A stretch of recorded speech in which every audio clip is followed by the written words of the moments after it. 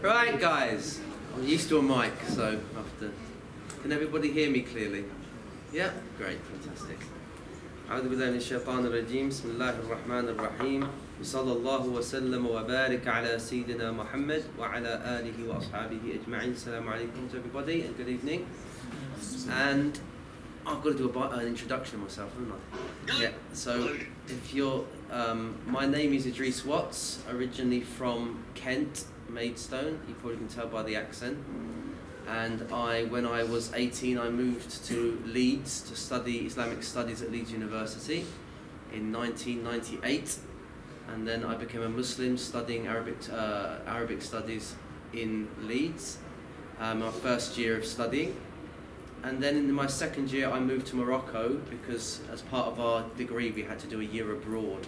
So I studied my year abroad in Fez in Morocco. And when I was there, I fell in love with the place. And as soon as I graduated, I moved out there, studying Islam on the side and teaching English as a profession out there for about 6 to 7 years. I was out there.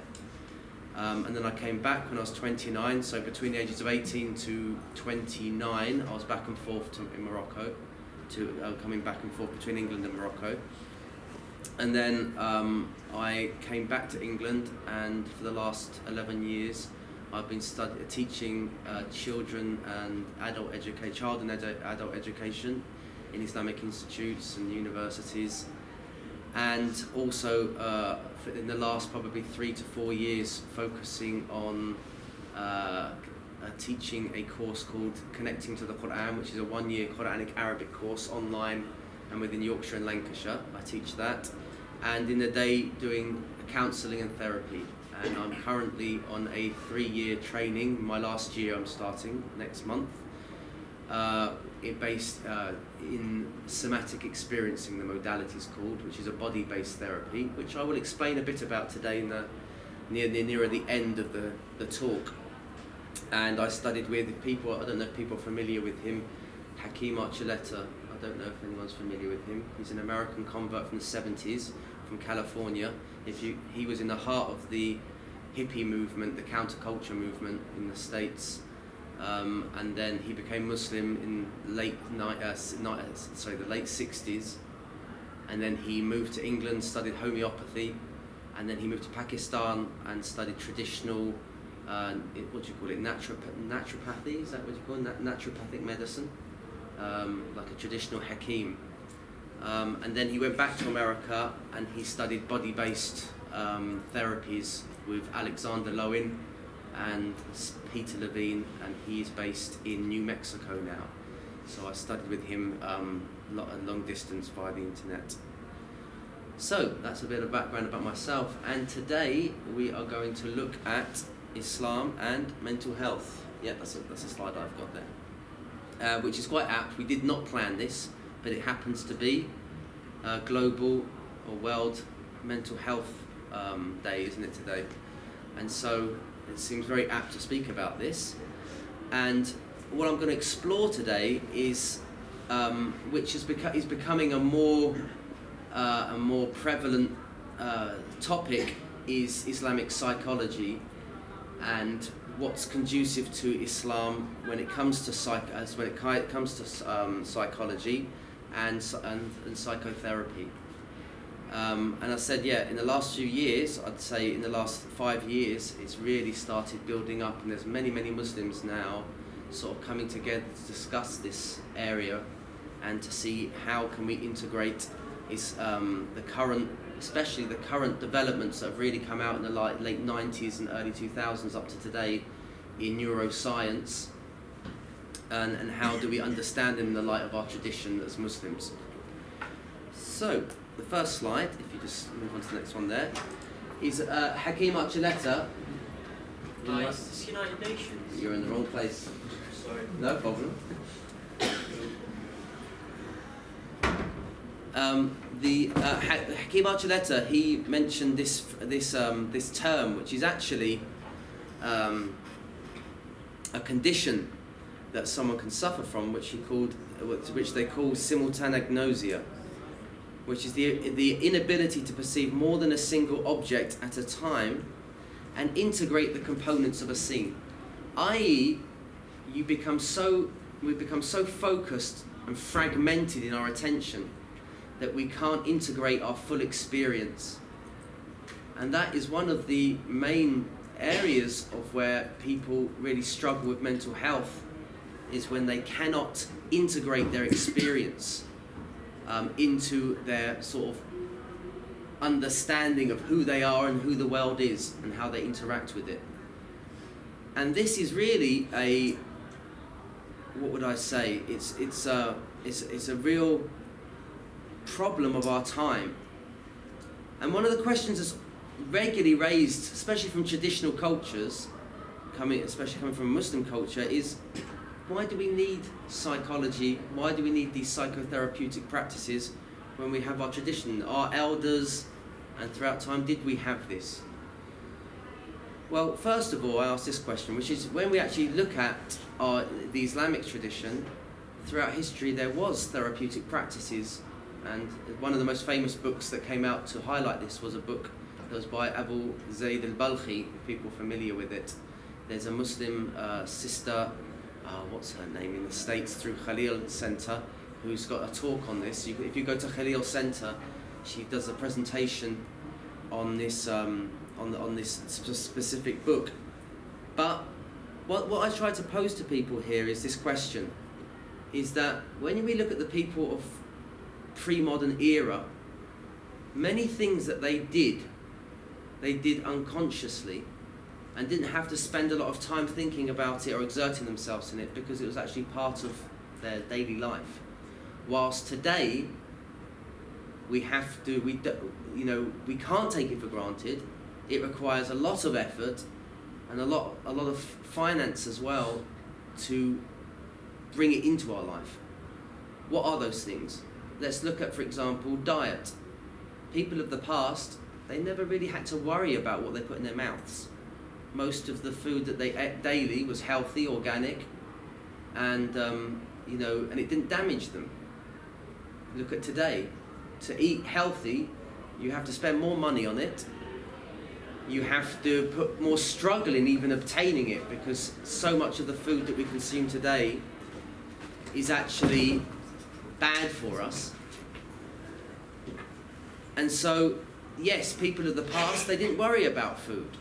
Whilst today we have to be concerned about it. We have to be conscious about what we eat. We have to exert more effort in obtaining healthy food and food that's going to serve us and be good for our systems.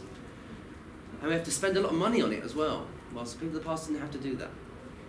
Another example I give is exercise. People of the pre-modern era, they didn't have to worry about exercise.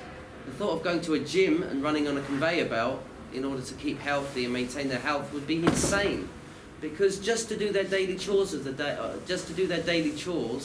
required them to use their bodies and exert themselves, from working the fields, just to go get their water. Sometimes they'd have to walk miles just to get water. They were using their bodies daily without even thinking about it. Whilst today, I'm sure many of you can relate to this, is that it's a struggle just to get off our backsides and off our computer screens. And a lot of what our daily interactions don't require us to use our bodies. And so we have to go to the gym, and we have to spend a lot of effort to keep our bodies in good shape. And even now, to this point, the new phenomenon of we have to even count our footsteps and make sure we get our, how many steps? 10,000, is it? 10,000, we have to count my 10,000 steps. And you think that's insane. And it is insane, but it's also required for us to actually maintain a level of good health. Another area, people of the past probably, it was natural for them to connect to one another and to relate their problems with one another and share, and in their human interactions. Whilst today you have to pay a professional and sit with him to get a quality. Literally, I laugh with my clients and say, you literally have to pay me to have a quality conversation with someone, because everyone's so obsessed and so, which I call one of the biggest problems of our time, is I have to be productive. Productivity is actually killing us. and sucking our souls out, because we always feel we're not real, we're not human unless we're doing. We've moved from becoming human beings to become human doings. And this is killing us. And people are feeling disconnected from themselves, and we're so out of sync with our human nature that we feel anxiety just being in a normal social setting. And like one of my clients actually reported this to me today. She said to me, she says, when I'm at school, I'm fine, I've got to focus. When I'm in a social setting, I'm fine as long as I've got a target, I've got to get people to do something. I'm absolutely fine. She says, I have a nearly nervous breakdown where I've just got to interact with people and just like, how are you doing? What's up? She says, I literally don't know how to function. And this is our inability to touch into our human side and connect, which is so, like, it's part of our makeup is to be able to do that. So we live in a very alienating and very inhumane society, really, from that perspective. And so, in order, I believe, we have this Islamic term, don't we, jihad, which is struggle and striving. I believe the major jihad of today is to hold on to our humanity and just keep sane, is a struggle. And this is our fundamental priority today, so that we can keep stable in a society that's moving at such a fast pace and is taking us away from our natural way of doing things. So mental health, a lot of mental health is about the ability to be able to integrate your experience, that experience of how you relate to yourself and how you relate to the world and how you relate to others. And this simultanic nausea is where we become fragmented and only can see one perspective, or we hone in, and we see this manifest in this crazy polarity that we have in the society today, where people are caught in their little echo chambers and they can't seem to empathize and connect and understand and communicate to people that they may differ with.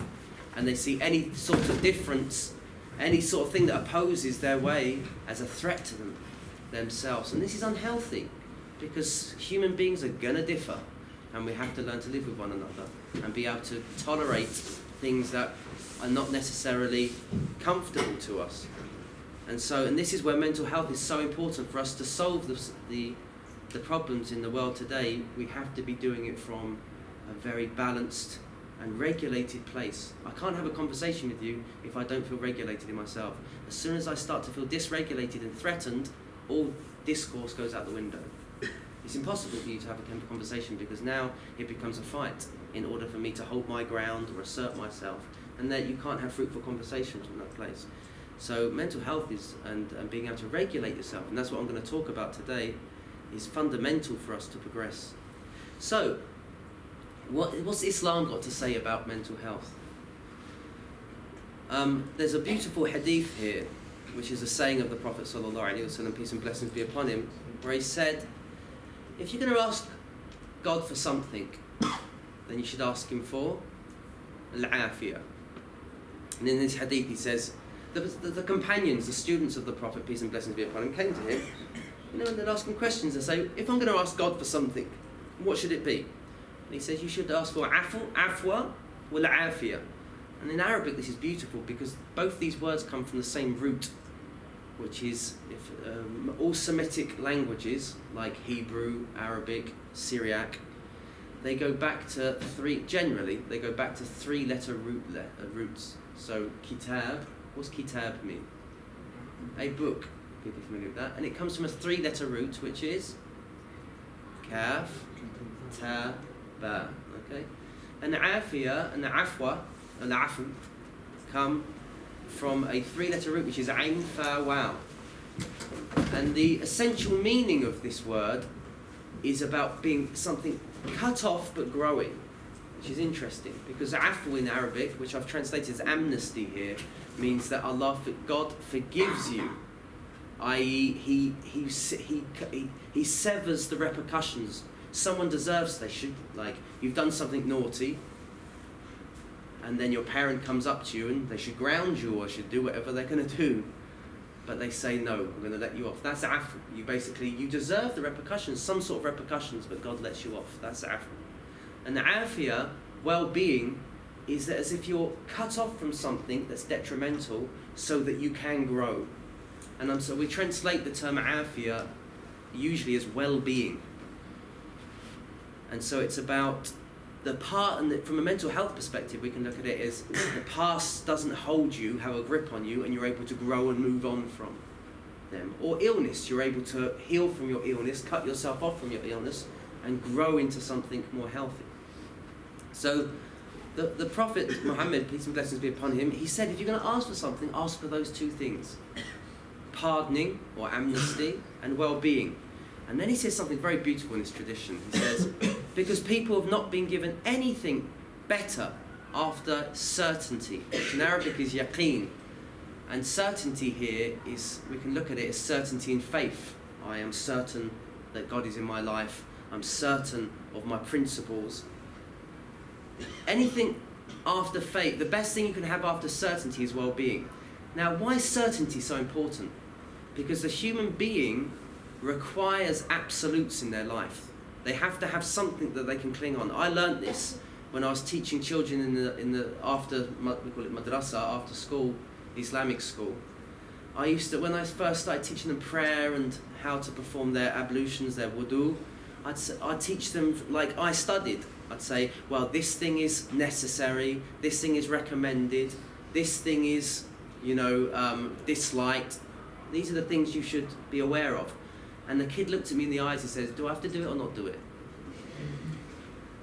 And this is very important. And then I realised the wisdom of the uncles and the aunties of where they taught us our Islam. What was it?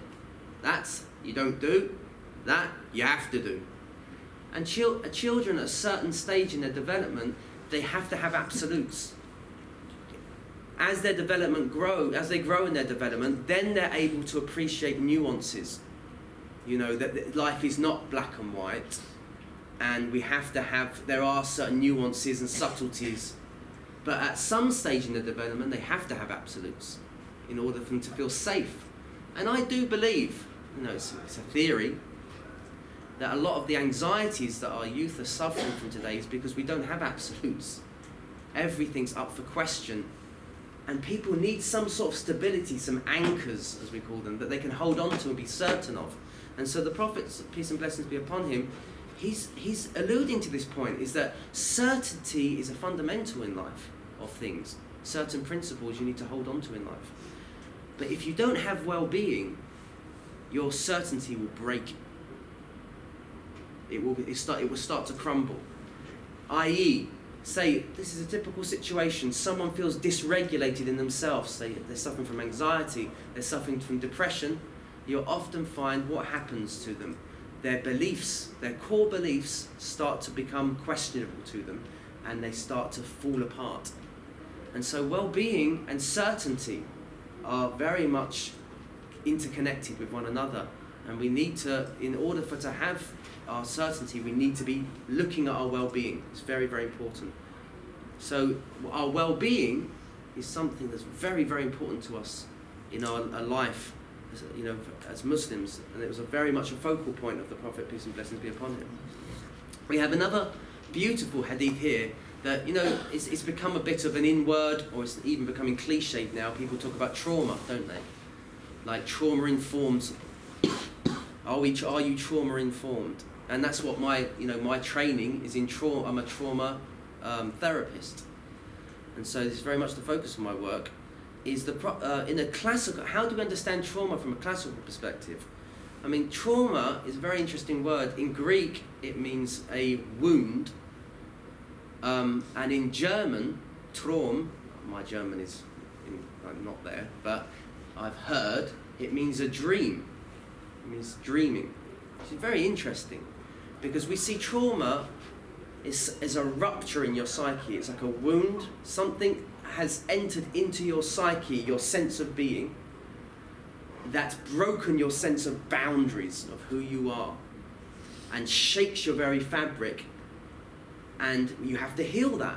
It's like anything. It's like a cut. Trauma, you had something that happened in your life that shook you. And how do you recover from that?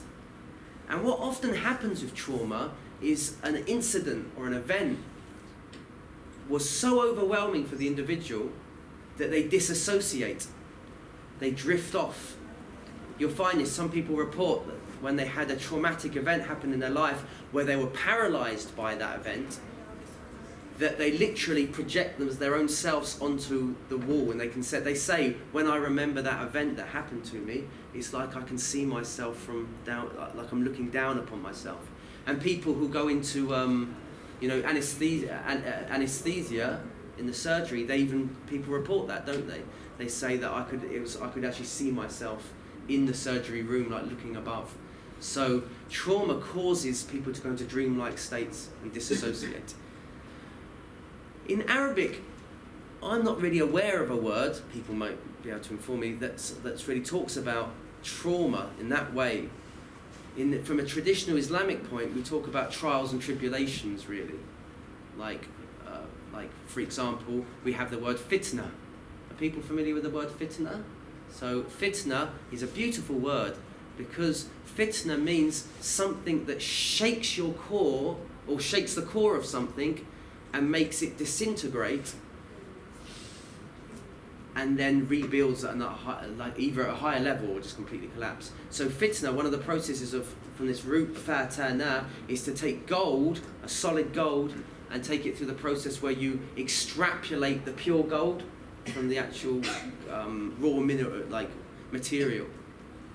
And that's very much what trauma does, or any sort of adverse experiences. It ruptures you and then makes you need to explore that to grow.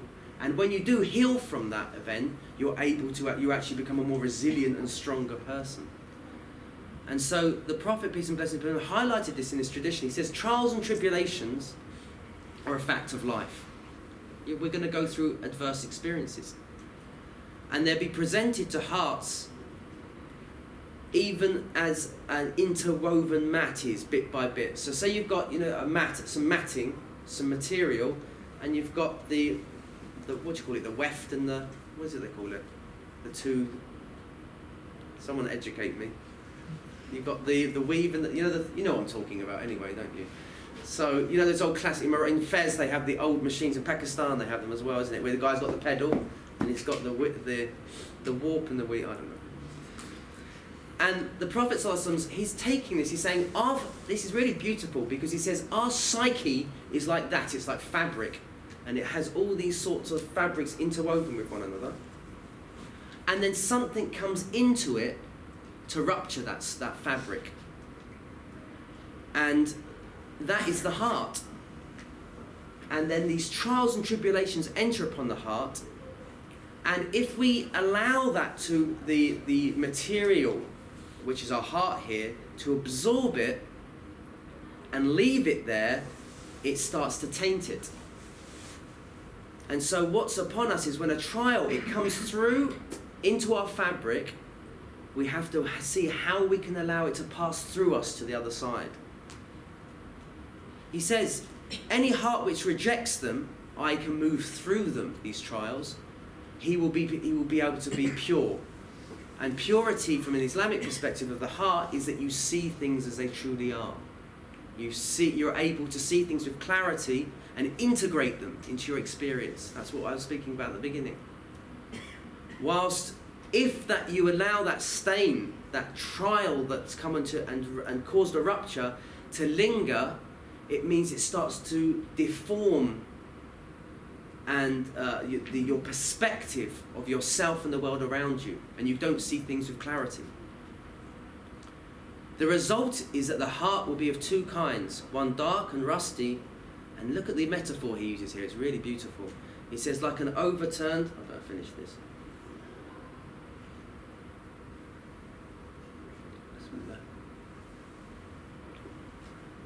So he's saying the heart's like this. And the heart, when it's open, it can receive. It's open to its circumstances and its environment. And so it lets things go through into it and pass through it, and it's able to integrate. But eventually, that happens. If someone doesn't allow that to happen, your cup becomes overturned and you close off to the world around you. And that's very much what happens to people when they become traumatized, is that they're so overwhelmed by stimuli within themselves and out in the environment around them, that they become like a closed glass that just can't let anything in. And then what happens? They're not able to recognize what's good and reject the evil.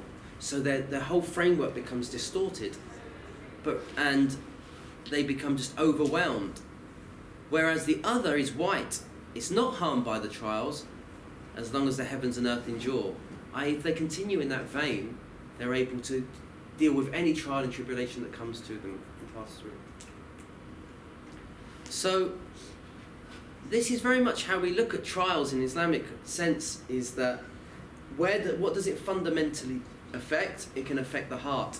And the heart, from an Islamic perspective, is our core, our center, whereby which we absorb the reality around us and understand things. And it's really important that we protect that faculty. Another very famous hadith that I think is really beautiful is clarifying the point that we, as you know, there's this common argument, isn't it, the nature-nurture argument, a very controversial topic, is like, from an Islamic perspective, we believe that the human being has an innate capacity within it to know what it needs. And so this is highlighted in this tradition where the Prophet, peace and blessings be upon him, says there's no newborn except they're born on a natural primordial disposition, which we call in Arabic a fitra. And fitra is a very interesting word. It means something that comes out of nothing and then grows. Like, we get the word mushroom from this. Because you think about the spores of the mushroom, they're like in the environment, you don't see them, and then suddenly they land on something and they grow from it. We also, if you're familiar, iftari. What do we do in Ramadan? We have iftar, don't we? Because you've had nothing, you've eaten nothing, and then you put food in your body, and then you grow from that. So fitra is basically this thing that's embedded in us, that's quite hidden, but it's looking to grow towards what it needs. And the hadith here is talking about sort of our sense of that innate within the human being is a desire to connect to oneness. And so he says, and then the parents raise them as a Jew, Christian, or Zoroastrian. Now, some people might look at this as controversial, like, what are they saying here? I find it's really beautiful, because what the Prophet, peace and blessings be upon him, is highlighting is that we have innate needs within us, an urge, and fundamentally that urge is to connect to something that is beyond this creation that's one. And then society directs that in a certain direction. And from an Islamic understanding, we see as, why did he highlight these three? So here's the parent, and he sees the child and it has urges, and that parent will direct it towards what they feel is right for that child. And I wouldn't just take that from a theological perspective. Even though this is highlighting theologically, from an Islamic perspective, we believe that innate in the human being is a desire to connect to a one God that's not related to race, that's not related to that God is part of creation, because from a Christian perspective, obviously God came into the world and he became part of creation. And so the Prophet, peace and blessings be upon him, is highlighting from an Islamic perspective that we understand that God is not part of this creation, he didn't come into it. And the Zoroastrian belief is very much is that these two polar opposites are always in clashing with one another, i.e. good and evil are like two major forces that are clashing with one another. Whilst from an Islamic perspective, we understand that even when we recognise good and evil in the world, fundamentally there's one God that's in control. But what I really want to highlight here from a psychological point is that, you know, the babies know what they need. So when a baby's hungry, it cries out to the parent, doesn't it? And the parent will take that energy and fulfill it for the child that's in a way that's conducive towards its health. So the mother will give milk to the baby. The baby's tired, and so the mother or the father or the caregiver will put the baby to sleep and let it rest or soothe it in order so it can sleep, because it can't do it itself, but it does know what it needs fundamentally. But then what happens as that baby grows and becomes a human being, as that child grows and matures, what happens often is the parents and society itself skews that energy towards a certain way. And sometimes that is not natural, is not actually it's not in accordance with what it really needs. Like, for example, I live amongst the Pakistani community, so they're usually my example that I strike, is that child has certain innate urges that they want to achieve. So in education, for example, they feel they're artistic and they want to go into the humanities. And so there's this energy, there's this urge towards achieving that, and they feel it in their core that this is the direction they want to go in life. And then their mum and dad say, "Putter, you are not going to be an artist, you're not going to make any money, you are going to become a doctor."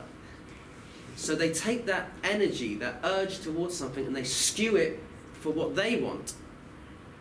Does that make sense? And you can take this in, when I'm sitting with a client in the room and working with them, when they're talking to me, in their mannerisms, in their the emotions that turn up in the session, I'm looking, where do those energies want to go? Because fundamentally those energies want to assert themselves in the world, and they want agency. And what happens often, not just parents, not family, even society sometimes says no and stamps on that, and it makes that person feel like that energy, where's it going to go then?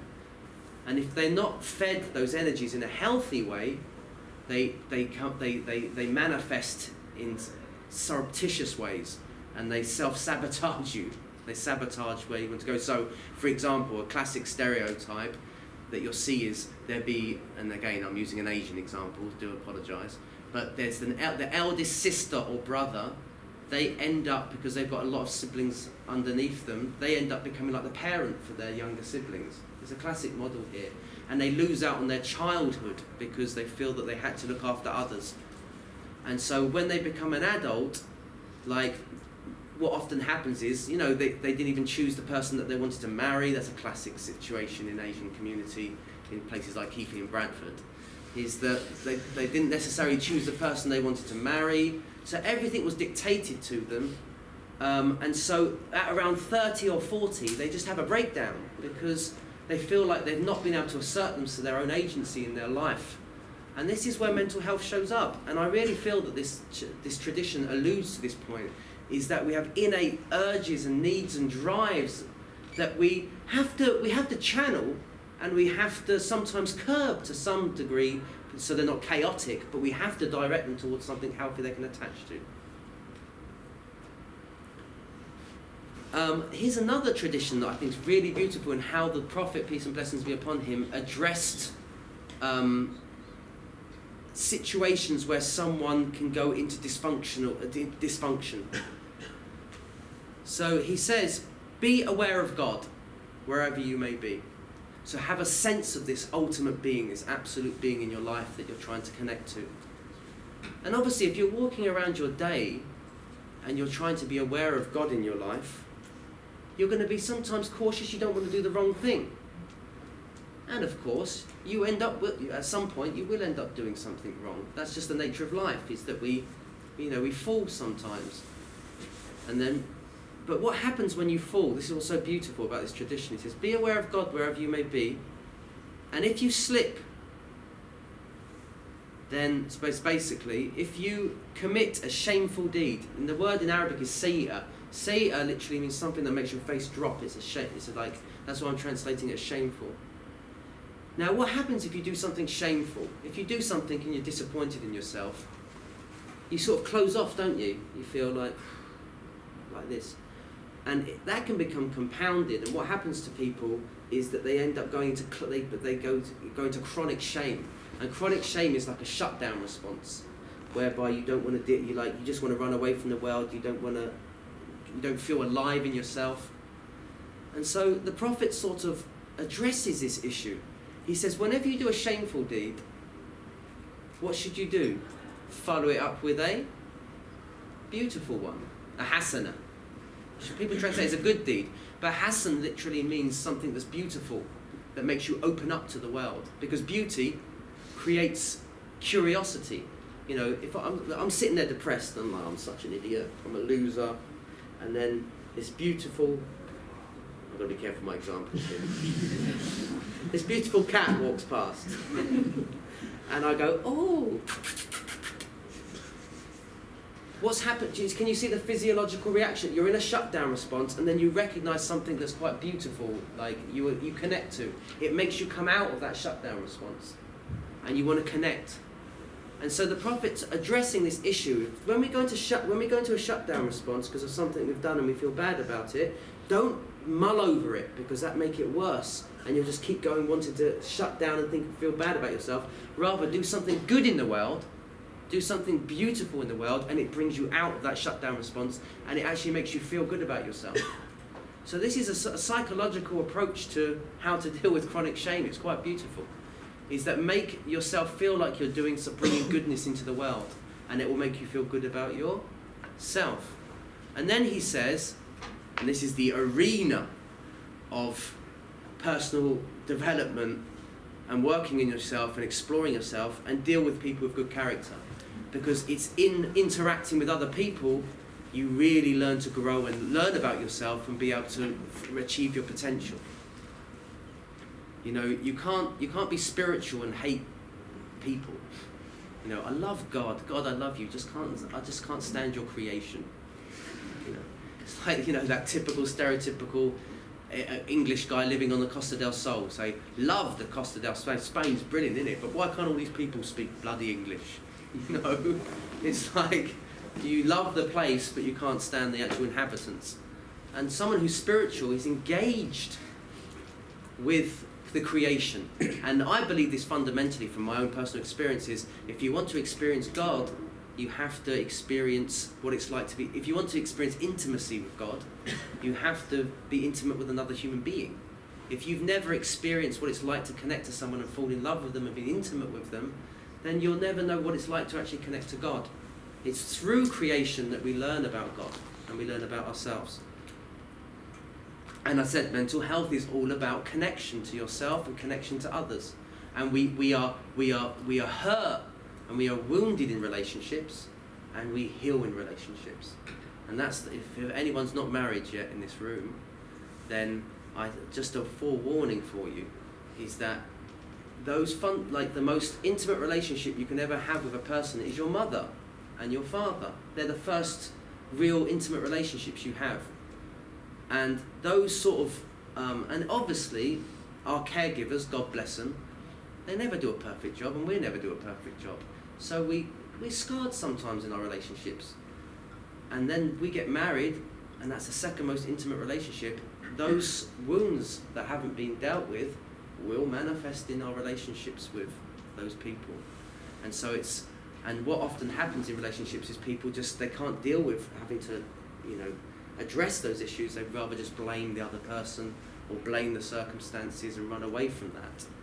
Where really, intimate relationships show us what are the issues we need to deal with.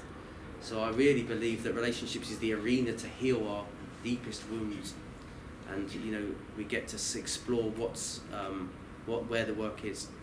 So here's another, I think this is really profound as well. There's a famous Muslim scholar called Ibn Qayyim al-Jawziyah, and he mentions in one of his books about a man who was afflicted with something that was making his life very difficult.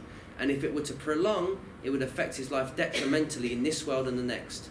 He's tried every avenue to rid themselves of it, but to no avail in resisting and fighting it. Every time he resists and fights it, it only gets worse. What is the means to curing it? And Ibn Qayyim says something very interesting. He quotes a saying of the Prophet, peace and blessings be upon him, saying, God did not reveal a disease, except that he has also revealed the cure for it. And so from an Islamic perspective, if we have something that's, you know, causing us problems in our life, God has placed a solution for it, and the Muslim is curious about where that can be found. He's not someone who limits himself. And there's a famous tradition relating to Tirmidhi, where it's reported the Prophet ﷺ, peace and blessings be upon him, said, everyone's familiar with it, I think, that wisdom is the lost possession of the believer. Wherever he finds it, he snatches it up. And so a believer is open to the world.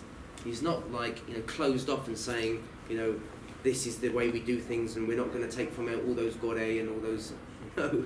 Muslims wants to go into the world and be curious. Sorry, God, people unfamiliar. White people, don't know who they are. The Muslim goes out into the world to search for wisdom and search for solutions. And he doesn't look for some Islamic brand on it. Rather he's saying, what things can help me that's conducive to my religion and my principles in life, and if it works, it works. If it's in alignment with the principles. And so that brings us back to the first point I made in this talk, is that wild times or call for wild solutions, i.e. we don't live like the people of the past, and we live in very crazy times. And we have to adapt to that situation and look for what Allah has placed in our current climate that can remedy that. And most of the therapeutic modalities out there are conducive, but it's important for us to explore them as Muslims to see which ones we align, which ones we feel an affinity towards, and whether they are conducive to our faith. It's important to ask that question, but fundamentally it shouldn't stop us from going out and trying to find answers. And mental health is the most important thing that we can address with, because our well-being is fundamental to our faith. And I believe a lot of the theological questions and misgivings and doubts that people bring to me have got nothing to do with theology. They're to do with problems in their life, and it's skewed their belief. So when someone comes to me and says, why did God create evil, for example? I say, what's going on in your life? No, I'm not going to go to some theological, I'm not going to discuss things theologically with him. I know deep down there's something that's troubling them, and often more than not we explore those things therapeutically, and then someone's theologically fine. Most of the things we have theological struggles with is actually it's directing us towards something eternal that we are struggling with emotionally with ourselves. And that our bodies and our souls and our minds, it has the capacity to heal fundamentally. If someone cuts themselves, it heals itself, doesn't it? The body, it naturally works towards healing that wound. The doctor does not do the healing. The doctor may put a stitch in there to facilitate the healing, or he may put a cast around the wound to facilitate the healing, but it's just holding the space. Fundamentally, through Allah's power, through God's power, is that the body's healing. And so we have to just sometimes step back and allow the healing to happen. And I believe this is highlighted in this Quranic verse here, where God says He's given everything its creation, then guided it. Guided it towards its well-being. But I do believe, I've got about 10 minutes left, so I do believe that it's important to understand the principles. Like C.S. Lewis, he's got I love this quote. He says, what we learn from experience depends on the kind of philosophy we bring to experience. So the way we understand things will have an effect on the way we experience the world. And so it is fundamental we have a map. And that's why I am so passionate about, I believe religion is a huge blessing in people's lives, because it's a map that stood the test of time for many, many ages. And so it gives us some frameworks to work around. And the minute we start sort of tearing apart those things, that we can't deny, even if we have, for example, in society, in the English culture and society today, we have many people who are, for example, claim to be, they see themselves as atheists, but they can't deny centuries and centuries that within themselves are very much Christian concepts. They're within our society and the words we use and the way we look at the world. That's over 2,000 years of somewhat of that being in a culture. You can't just eradicate it. It's within you subconsciously, even if you don't admit it consciously. And so religion is something that's very much we have to wrestle with, and we have to very much face it and recognize that it's part of our life. And so I believe that if we can come to that harmony, because I had to do that. I was brought up in a Christian household, and I had to come to terms with religion again and my relationship with God again. And it's something that brings about great healing if we can do that. And it's very much important to the psyche of the human being. So this is like a map, an Islamic or map that's been offered by a man called Abdullah Rothman. Abdullah Rothman is he's a convert to Islam. He's from a Jewish family and he's from America, but he's a psychotherapist in Abu Dhabi at the moment. And this is very much his research is on Islamic psychology. And so this is how we understand the soul from an Islamic perspective. So I'm just going to touch on it briefly because of time, you know. So these are actually Arabic terms, so some of you might not be familiar with them. I'm not interested in the three either side at the moment. I'm more interested in the core. Is that these are the four faculties within the human being that we have to work towards integrating. They are the ruh. And what do we usually translate ruh as? No, I don't translate it as soul. Spirit. Yeah, I prefer spirit, and I'll explain why. So we have the ruh, which is the spirit, and then we have the nafs. What do we translate that as usually? And get it out there. You know, what words have you heard it translated as? Yeah, ego. I have a real issue with that. My ego does not like that word. in this context, that's how we understand it. What other words have you heard for it? Huh? Desire. Yeah, that's problematic as well. Okay, it's not wrong. It's not completely wrong. We can look at that. Self. The self. Okay, interesting. Yeah. And soul. Now, when I'm using soul here, so I like for the nafs to use the word soul, and for ruh to use spirit. And when I use soul here, I mean your sense of self, who you are. So, like, you know, you said self there. It, like, really, nafs. This is really hard when we compartmentalise things. When we compartmentalise things, we always take things in a certain direction. Even the Prophet ﷺ, peace and blessing upon him, he sort of did this in a way. You know, he said Islam is three, didn't he? Islam is three. What are they? It's like being back at Madrasa in there. Islam. You'll fail. Iman. And ihsan. Are you familiar with the tradition of Gabriel? So he says Islam's three, and one of them is Islam. You think, hey, what are you talking about? How can it be? Islam's the category, and the subcategory is Islam's the subcategory as well. It's because when you compartmentalise, you're obviously going to take things in a certain direction. And so Islam as a whole divides into three. Islam, which is the outward actions, obviously your testification of faith, I declare that I believe in there's no deity worthy of worship but God, and that Muhammad is final and last messenger, and they're performing that's the shahada, performing the prayer, and then doing. I'm going to do pantomime on you if you're not careful. Okay, I can't hear you. What's the third one? Zakat, then fasting, Ramadan, and then performing the Hajj. These are outward acts, aren't they? Then we've got, what's the next one? Iman. So Iman is our beliefs. It's the cognitive. So Islam is the physical. Iman is our cognitive processing. We believe in God. Amantu billahi kama huwa amantu billahi wa malaikatihi wa kutubihi wa rusul. You're getting trauma of ustad you with a stick in front of you as I say this.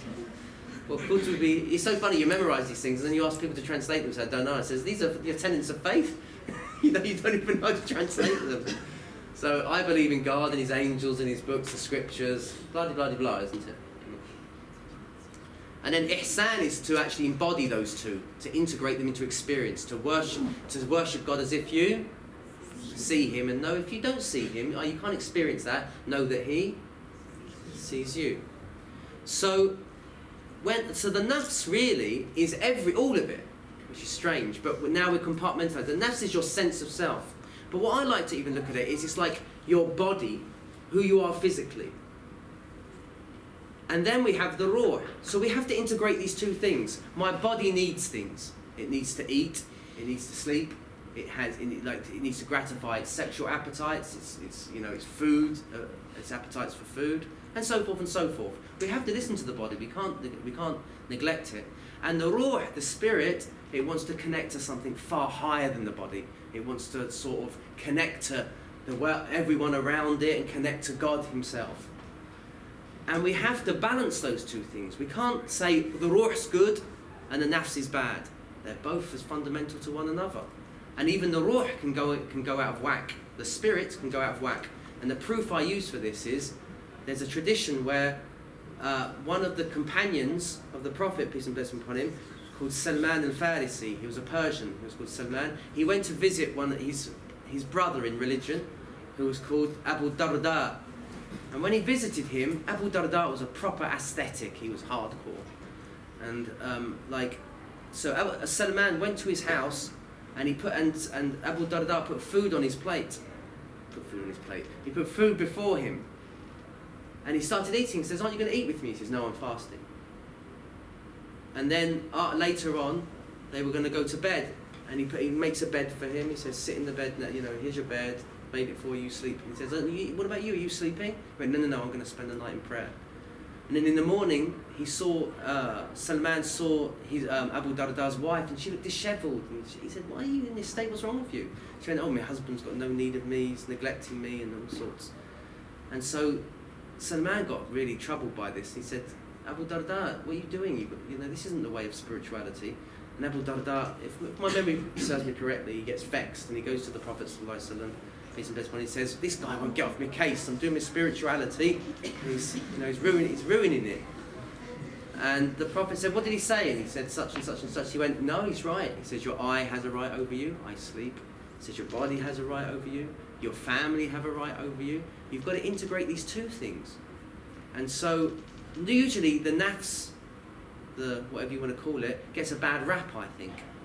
It does have to be curtailed in it. The nafs is like a child in that it needs to be nurtured, but it also needs to be controlled. So those urges we have within us, we need to listen to them and work with them, but we can't let them just go crazy. We can't eat 20 Twix bars in a day. We've got an urge to eat. We've got to channel that in a healthy way. And so, how do we integrate the ruh and the nafs? Is through the qalb and the aql. And the qalb, from an Islamic point of view, which we translate usually as qalb, is what? The heart. The heart, from an Islamic perspective, and in the Quranic usage, is the faculty within us that can assess things. It turns things over. Now, there is another wing. Is the usage of the qalb is that it wants one thing one day and then the other. It can change in terms of its desires. But the Quranic usage is not used like that. It's used to assess things. So here's a mobile phone, and I start assessing it from all angles. So when something comes into your heart, do I want to do this or not? It assesses it. It looks at them. And the purer the heart, the clearer the heart, the easier it is to see things as they are, the reality of things. And then the aql is what usually is translated as what? Do you know? Mind. Intellect. Yeah? That's an interesting topic. You said mind, didn't you? Yeah, it's an interesting one. Because of the ancients, there's a book called The Soul Machine. And they talk about how with the Enlightenment period, they stopped using the word soul and changed it to mind, which is very interesting. But the aql means literally to restrain something, to hinder it. And so for us, intellect is not reason necessarily. That's one aspect of it. But the aql is far bigger than that. It's the capacity for us the heart is to know what's right and wrong, and the aql is the ability to actually carry it out. So I know that when I go home tonight, and I'm probably going to be knackered from getting off the train, the worst thing I can do is probably stay up all night and watch Netflix. But I'm tired, I just want a downtime. And then I watch one episode of Fruitful, and then I'm like, oh God, I can't leave you on that cliffhanger, I've got to watch the next one and the next one. But my heart says, you shouldn't be doing this, isn't good. But my aql, my intellect, or this restraining capacity, it can't do it. Oh, it's another one. So the aql is the actual practical application of being able to bring what the heart knows into action. Does that make sense? It's like that resilience and ability. So that's the way, this is some aspects of how we understand the self from an Islamic point of view. Now, I know time's very short. I did want to bring some practical things in for us, though. And so, the next slide, please. So, let's bring this down to a practical level. What I want you to take away from some practical points today is, how do we understand ourselves? In the work I do, fundamentally we look at the nervous system.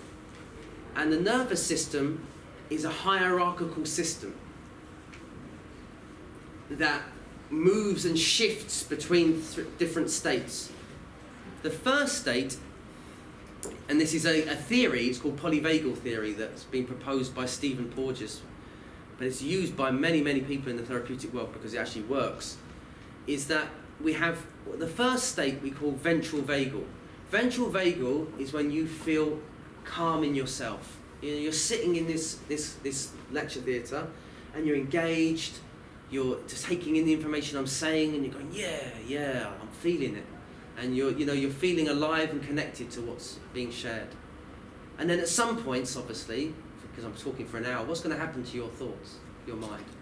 You're going to start going, I wonder what I'm going to do after this. And you go somewhere, don't you? Or you just go numb and just go a bit. Or you may go, can the guy just shut up? I just want to, he said he's going to finish at 8 o'clock and it's past 8 o'clock now. I just want to get out of here. Now, halfway through this talk, you might have been engaged with me. That's when you're in ventral vagal. You're feeling quite engaged and you're enjoying it. And then after a while, you start to get a bit irritated. Oh, I'm sitting in a chair, I'm sitting on my backside for half an hour. Oh, that's too much, I want to do something. You move into what we call sympathetic adrenal, which means you're activated. And they usually call that fight and flight, don't they? Is everyone familiar with that term, fight and flight? But it's not just fight and flight, it's just you're activated and you just, I just want to get something done, or I just want to get out of here, or engage with something, I want to do something. And then the last part of the nervous system is what we call dorsal vagal, which is called a freeze-collapse response. So that's where basically the activations become so much and you've not been able to use it, or it's just overwhelmed you, that you just go into a numb state. So daydreaming is actually a mild manifestation of a dorsal vagal shutdown response, is you just go off somewhere. An extreme of that would be fainting, or someone having a seizure and just collapsing. So our nervous system, it's been designed to move through one of these states fluidly. So sometimes I need to be in a relaxed state. If I'm sitting with you guys and chilling out, I should be in a ventral vagal state, connecting. And then if there's a fire if the fire alarm goes off, we're required to go into what state now? Which one? Sympathetic. And then if you've had to slog it out, you had to work at you had to help out at your cousin's wedding, and you were non-stop running around feeding people, for example. After that, you're going to be in what state? The dorsal vagal shutdown. You need to spend some time to relax and then you'll come out and you feel better and you're ready to engage with the world again. Does that make sense? The problem is that a lot of people's nervous systems, due to their upbringing, i.e. their parents weren't able to teach them how to regulate properly through their interactions, or through traumatic events that happen in their life, they're not able to move fluidly through these states. So when they get activated, they get stuck in activation and they can't move out. So even when the environment around them is safe and there's no problems, they get agitated. And so what happens to those people often is they go from sympathetic, and then the sympathetic energy becomes too much for them, so they go into shutdown. And then they struggle to come out of a shutdown response, which is depression.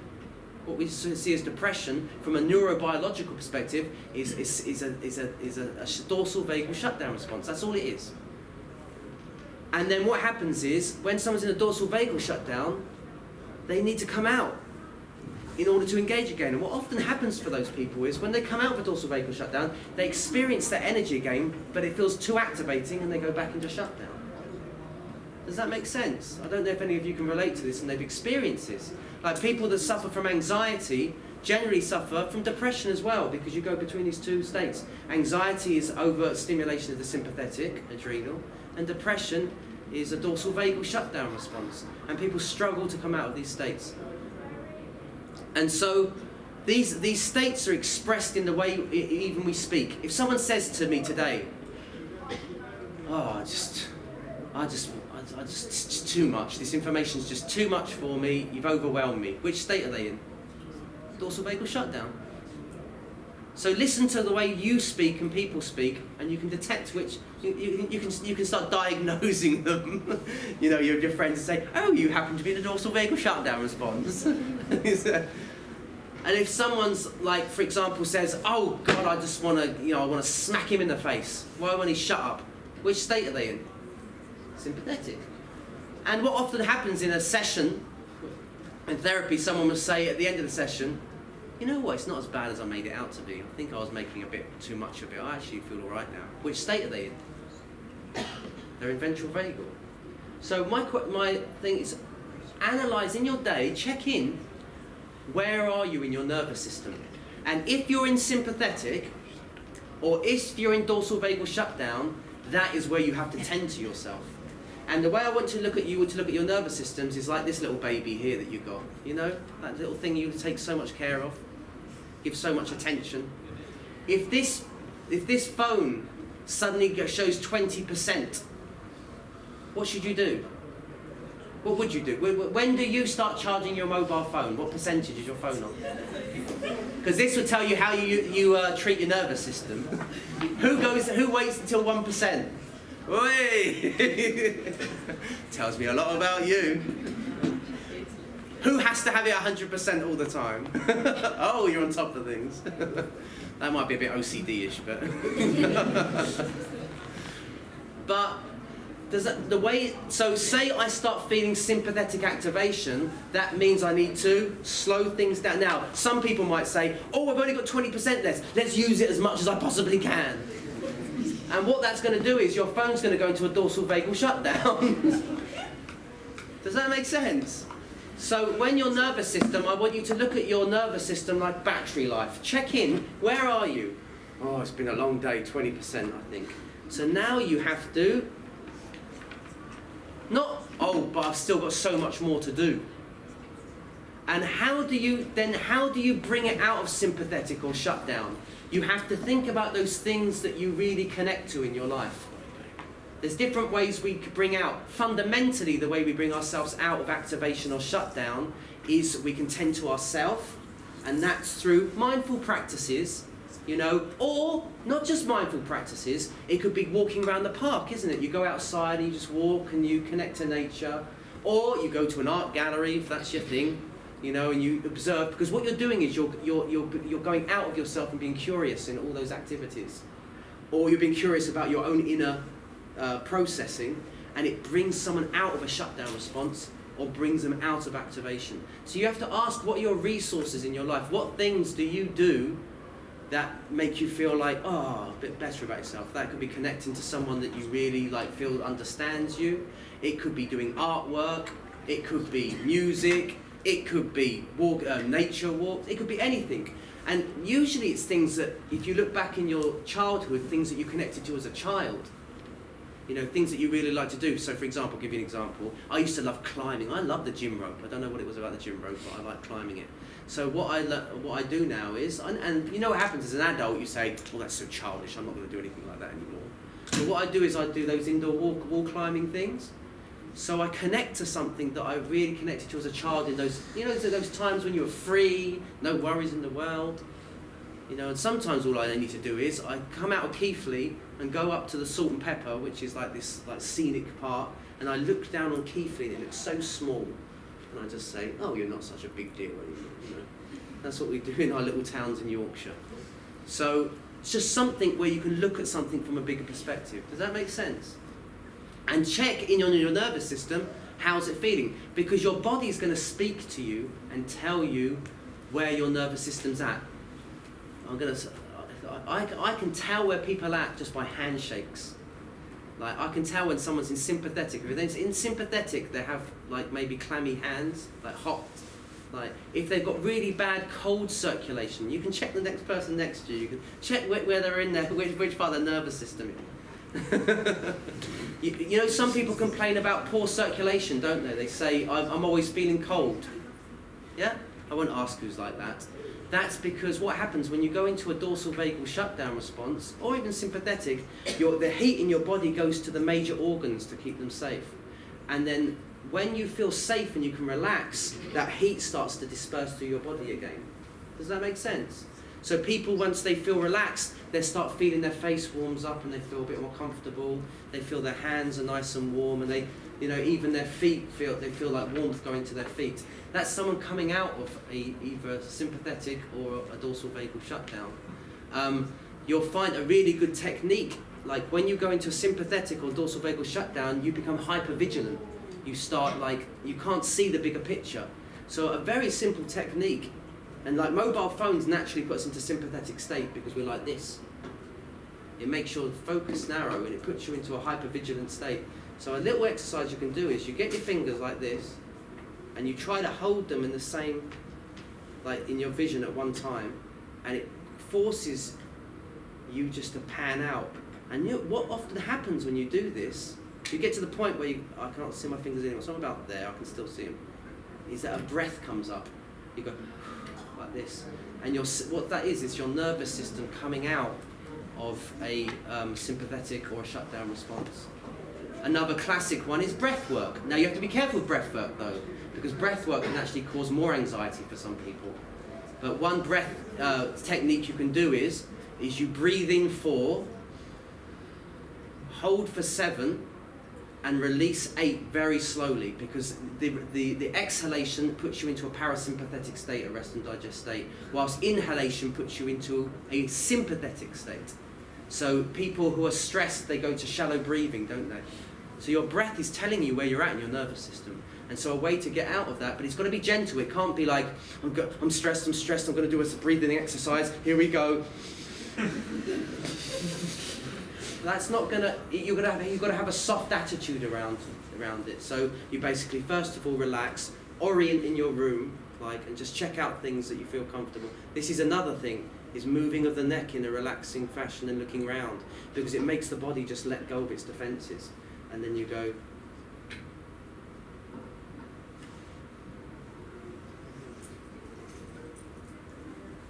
And if you do it, I can actually feel my body reacting to it. It's like it starts to just go, I can feel like energy go through my legs. And so these are some simple interventions that you can use to move yourself out of a sympathetic or dorsal vagal shutdown. And one of the key things to know where you're at in your nervous system is through the realm of sensations. So if you're in a sympathetic state, stressed state, or you're in a shutdown response, it will show up in your body through constriction. So sensations like feeling numb, disconnected, stiff, knotted, achy, hollow, tight, heavy, cold, itchy, dizzy. These are sensations. Pay attention to your sensations in your body and note what that indicates. Where are you in your nervous system? And if you want to move to a ventral vagal state, to expansion, these are some of the sensations that you would experience in your body. So say someone's got a stiff neck. What happens to me when I get a bit stressed? I can feel tension in my shoulders. Do you get that? So you start to feel tension, just relax, you sit back in a chair and you say, can I notice my feet on the floor? What do my feet feel like? Well, I've got tension here. Okay, no problem, you've got tension there. But in your feet, oh no, my feet don't feel tense, they feel quite relaxed. Okay, bring your attention there. So you bring attention to where in your body you actually feel a bit of relaxation or no pain. And you bring your attention to that, and then when you come back to this, you'll note that it might have gone down a notch. So you score it, you say my shoulders feel like a 6, 10 being the most intense. My feet, they feel quite comfortable actually, and I'll give them probably about a 6. Okay, I'm going to spend about 10 seconds, 20 seconds just being with that, my feet, and then come back to the shoulders, and you might think that, the pain is still there. Yeah, it's still there, fair dues, but it's not as intense. It's gone down to maybe a 5 or a 4. And this pendulation, we call it in the body, is where you're moving between sensations of expansion and constriction. They start to sort of communicate with one another and they sort of balance one another out. And this is how we create regulation in the body. So this is based upon the work that I do, somatic experiencing, and I feel that it's a very organic way of touching into the body, and it moves away from pathologizing things to say I'm a depressed person or I'm an anxious person. No, you're in a depressed state, you're in a shutdown state, or you're in a sympathetic state. How do you move out of that? And as you start to develop new habits of moving out of that, they become sort of the track marks that you move towards. And because we know now of the neuroplasticity of the body. That as we develop new habits, it develops, as we try new things, it develops new habits and they become something that we can incorporate and integrate into our life. So, thank you very much for your time. I know there's been some questions. I'll try to, yeah. Just read them out to you. Yeah, you gave me some earlier, didn't you? So. There's a few more. Okay. Other than that. So we should selectively speak a few out. Yeah, go for it. Which ones do you think are important? I suffered child and sexual abuse when I was younger. Every day I think about how I don't want to live anymore. Does Allah hate me for feeling suicidal? Yeah, did everyone catch that? Did everyone catch at the back? And so it said someone who suffered from sexual abuse as a child. Now, this is what I find so helpful, is that when we understand the nervous system, you'll understand that these are things related, they're wounds. So say someone suffered from sexual abuse as a child, then if someone's been sexually abused, they feel violated. Does that make sense? And if someone's violated, that means they go into a shutdown response. And they shut themselves off to the world and they're scared to feel. And so sexual abuse it's a wound. And it's got nothing to do with your spiritual state. That's like saying, I've got a cut in my arm and it really hurts me. Does that mean I'm spiritually flawed? They've got something they're struggling with. And it's an emotional issue. It's not a spiritual issue. That doesn't deny that they have an impact on one another. There's no doubt that can happen. And sometimes people with trauma, it can heighten their spirituality, and sometimes actually in negative ways. They become disassociative. They're all they like, I love God and I'm all this, but they can't engage in the world. And so that's not really healthy spirituality. Spirituality is integrated into your life. So you enjoy the world and you experience the world. And that's not to diminish that person's spiritual experiences, but it's to tell them that that's not something that's complete and you need to work towards integrating that with your life. And so when it comes to things like this, it's very important that people reach out for help. And there's many different modalities. In the somatic work, what we look at is that your body feels violated and it feels scared. And a lot of these symptoms will show up, like these sensations we spoke about.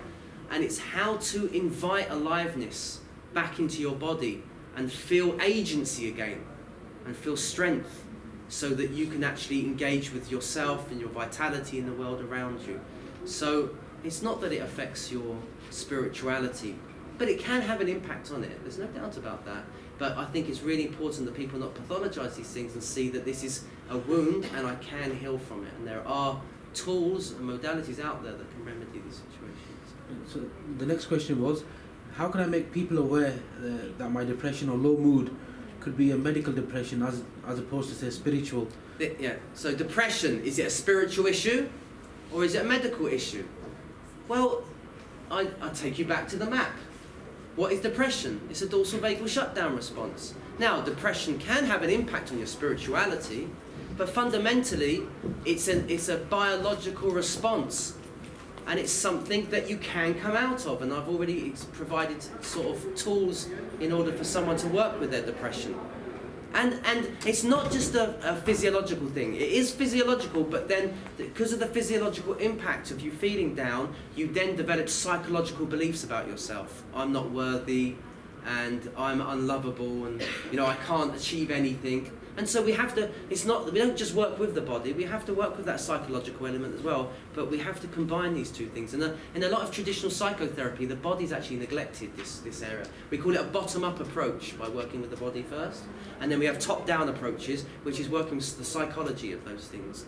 And so, yes, it's not the biggest problem that we do in society is we say things like, oh, just sort yourself out. You've got nothing. Think about, often I put up a Facebook post about mental health, and some guy says, oh, first world, what is it they call it? First world problems. First world problems.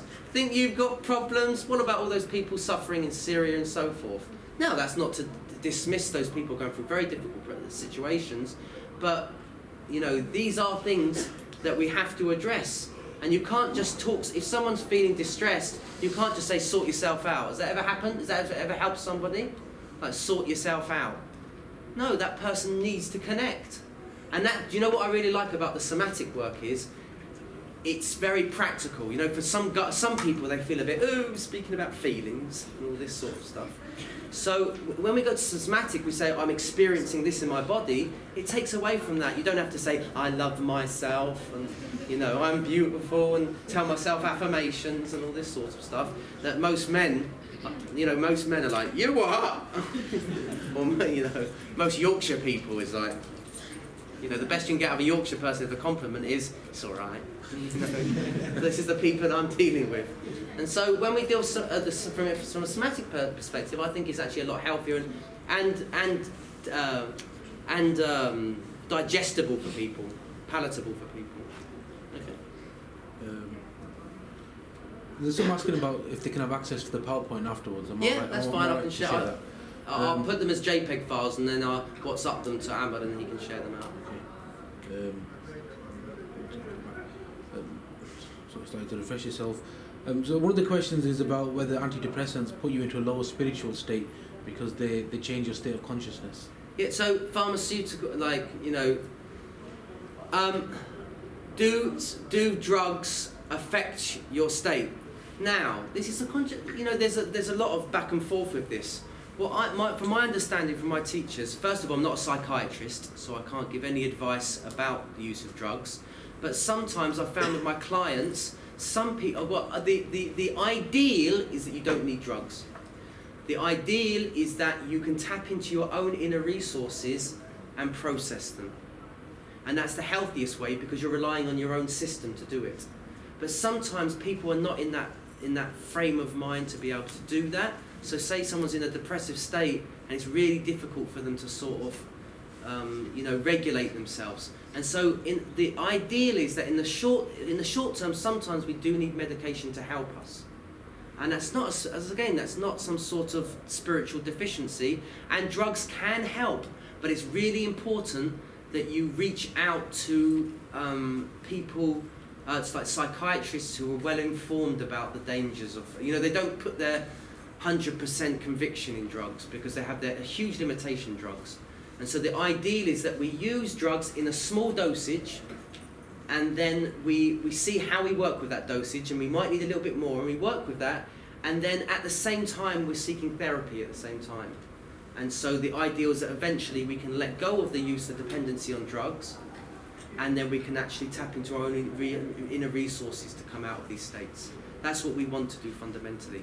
But that's not to discredit drugs. Sometimes they can be helpful, but ideally we don't become dependent on them, because if we become dependent on them, like a lot of my young clients that I deal with, they actually self-medicate themselves with cannabis. It's becoming very, very common amongst Muslim youth. And it's interesting, like people who've overwhelmed states, and they're very intelligent, these people. They're saying, they say, I never smoke skunk. They say, don't buy skunk because it's dangerous skunk. And they even tell me, they educate me about this stuff. They say, if it stinks, it's not good for you. And they say, if it's bright green, don't touch it. I said, how do you know this stuff? And they said, if you want real cannabis, they said, get it from an old Jamaican man. They said they got the real herbal stuff. They said, now I'm not that does not mean you go to the streets of Stoke-on-Trent and look for a Jamaican, you know. But what I'm saying is that sometimes people's pain is so difficult, they do need to reach out to something to help them and support them. But even when my clients turn to that, I say make sure you're using it intelligently, and make sure your intention is to eventually come off it, and you're able to actually use your own you know, organic ways of coming out of these states, because it's never good to depend on anything, because it ends up you needing that external resource to get you out, and that's not going to help you regulate in the long term. So all of these are short-term preventatives with the long-term intention of working on your own regulation to come out. Does that make sense? And yes. So I've broken the rule here. Would you say that culture can also have like a big impact on a person's, I guess, mind? Like within the Asian community, you tend to have a lot of this, you know, you can't show your you can't express your feelings. Yeah. You can't, you have to become, if your, I don't know, relatives saw you in this manner, they beat you up, or they disgrace you, dishonor you, you wouldn't be able to live a proper life, and you're mad and normal. What would you say about that? Because, for me personally, I think that nowadays it's more like culturally, people, our communities are culturally more fixed rather than related to Islam, where it's more free and open. It's all about the truth, whereas culture is given more importance, and basically, the 5 pillars of Islam, our 5-day prayers. Yeah. Sorry, what's your fundamental question there? What would you say about, I guess, culture is, has a big impact in that way? Oh, 100%. The problem with, when we look at traditional Muslim communities, we've got to appreciate that we come from a collective culture. That's how, traditional societies were generally much more collectively focused, weren't they? And now us lot, we've grown up in a society that's very much individually focused, isn't it? Over the collective. And the answer always lies where? In the middle. And this is sort of the mission I give to this generation, is that we have an opportunity, because many of us come from a collective culture, but we're raised in an individual culture. We need to integrate both of those, and that requires people, I think, that can. Really, one of the most fundamental things we need as youngsters is we need mentorship. Mentorship is for people that we can reach out to, that can understand us and give us solutions. People that have worked on themselves. We all need that. I listen. Russell Brand. Does anyone know Russell Brand? His recent book was on mentorship. And he's an amazing person because he's gone through a real personal journey. He was addicted to everything under the sun. And now he's really made a change in his own life. And we have to go on that spiritual journey. So, when I have a young client come to me and saying, I'm having a crisis of faith, I'm in my head saying, yes. I'm not saying, oh my God. Because that crisis of faith is actually a means to explore who you are. And Imam Ghazali, one of the famous scholars of Islam, he went through a crisis of faith. He started, at one point in his life, he said, if someone's raised as a Jew, he's born as a Jew and he's raised as a Jew, of course he's not going to explore anything else. The Prophet Imam Ghazali himself asked, just because I'm born a Muslim, what does that mean? And he had to go on his own spiritual journey, and then he reached his certainty. So I see when we have anxieties and troubles in our life happen, it's actually an opportunity and a means for us to draw ourselves closer to understanding ourselves and our relationship to God. And I often feel that Islam, for many people, is an identity. It's not a relationship.